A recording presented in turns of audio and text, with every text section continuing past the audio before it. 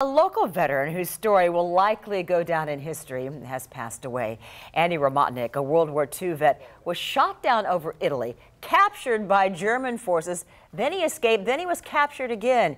And last year, we told you his amazing story, including how he was actually docked $13 for the time he was held prisoner of war. His family tells us he died peacefully in his sleep at an assisted living facility in Ortiga. Memorial plans are still being worked out.